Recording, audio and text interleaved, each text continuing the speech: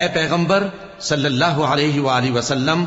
لوگوں سے کہہ دو کہ میرے پاس وحی آئی ہے کہ جنوں کی ایک جماعت نے اس کتاب کو سنا تو کہنے لگے کہ ہم نے ایک عجیب قرآن سنا جو بھلائی کا رستہ بتاتا ہے، سو ہم اس پر ایمان لے آئے، اور ہم اپنے پروردگار کے ساتھ کسی کو شریک نہیں بنائیں گے، اور یہ کہ ہمارے پروردگار کی شان بہت بلند ہے، وہ نہ بیوی رکھتا ہے نہ اولاد،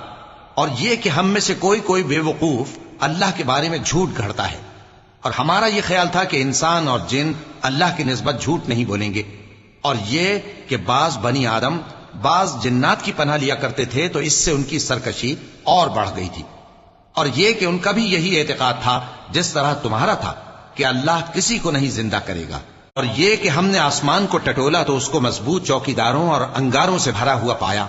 اور یہ کہ پہلے ہم وہاں بہت سے مقامات پر فرشتوں کی باتیں سننے کے لیے بیٹھا کرتے تھے، اب کوئی سننا چاہے تو اپنے لیے انگارہ تیار پاتا ہے، اور یہ کہ ہمیں معلوم نہیں کہ اس سے اہل زمین کے ساتھ برائی مقصود ہے یا ان کے پروردگار نے ان کی بھلائی کا ارادہ فرمایا ہے، اور یہ کہ ہم میں بعض نیک ہیں اور بعض دوسری طرح کے، ہمارے کئی طرح کے مذہب ہیں،